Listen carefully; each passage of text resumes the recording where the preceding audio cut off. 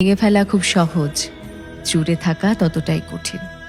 মন হোক কিংবা জিনিস, ভাঙতে খুব একটা সময় লাগে না।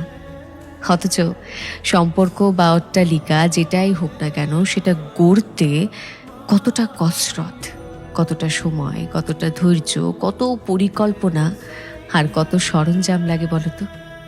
অথচ ক্ষণিকের রাগ, অভিমান, অবিশ্বাস আর ভুল বোঝাবুঝির জন্য প্রতিদিন এমন কত ইমারত ধুলোয় মিশে যায়। জিনিস ভাঙলে আওয়াজ হয়, তার দাগ দেখা যায়, কিন্তু মন ভাঙার আওয়াজ, হয়তো সে আওয়াজ আর ক্ষত অদৃশ্য বলেই তাকে রিপেয়ার করার তাগিদটাও কম। সম্পর্ক অমূল্য, এটা কোনো বস্তু নয় যে ভেঙে গেলে সঙ্গে সঙ্গে আরও একটা কিনে আনা যায়। ধৈর্যের শেষ স্টেশন তো সেই বিচ্ছেদই। তবু সুতোটা ছিঁড়ে যাওয়ার আগে একবার বেঁধে বেঁধে থাকার চেষ্টা কি করা যায় না? সে চেষ্টা করলে ক্ষতি কি?